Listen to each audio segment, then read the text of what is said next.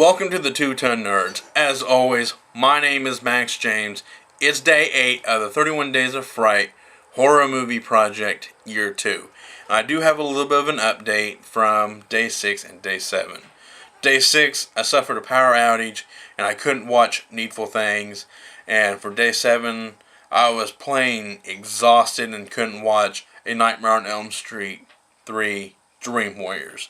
But I did watch them eventually, but I just couldn't do the review because of lack of sleep or power outage. And I'm just going to jump right into this day, which was day 8.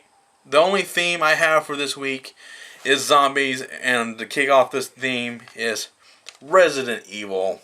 I know this film series is very polar. You either like it or you don't like it, and I love it.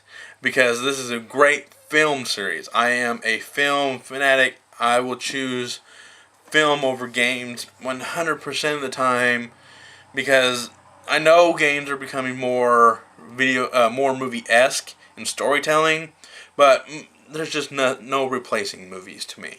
But anyways, I'm going ahead and jump into the review and tell you what you need to know about this movie because it's daylight outside and I hate watching horror movies during the day. It's annoying.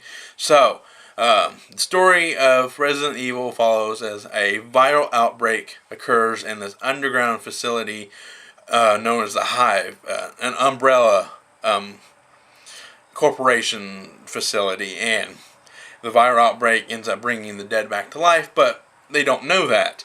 So they send in the special ops team and they go down to retrieve or save. I'm not quite sure because I don't think we actually find out what they were supposed to do because most of the members get killed off relatively quick.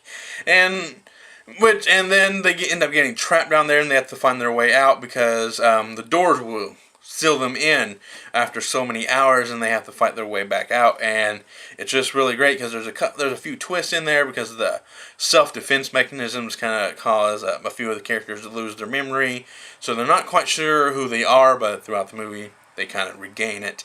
And I know this isn't Resident Evil game, it's a movie, but it's nice to see characters from the game like the Licker, who's the villain of the movie, and as well as zombies, and a few set pieces kind of show up from the games like the train and dogs, and just kind of great. I know the lead actress Milla Jovovich is playing Alice, who is not quite who isn't in the games at all, so it doesn't bother me. But the acting in this movie is actually really good. You got Michelle Rodriguez, who plays one of the special ops members, Rain, and Milla Jovovich as Alice, who are the big stars in this movie, and they're really, really great. They actually are fun to watch, and so which leads me to my visuals. The visuals of this movie are really done really well, especially the scenes with the dogs. They look like zombified dogs, and the Licker,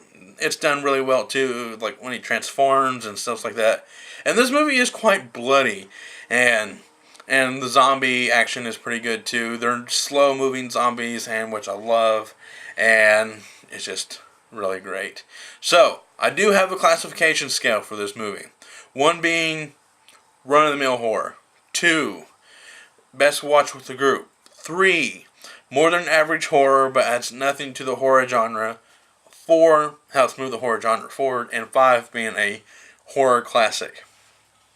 And this is tough because I'm not really quite sure what to put this movie in, but I would probably have to say it's a 4, in the sense that it helped move the video game adaptations forward. And when it comes to horror games like Silent Hill and what was this? A few Resident Evil and Uwe Ball, I'm not counting him. So I know he did House of the Dead. I'm not counting that movie, but it helps kind of like show that these video game adaptations can be successful, and I loved it.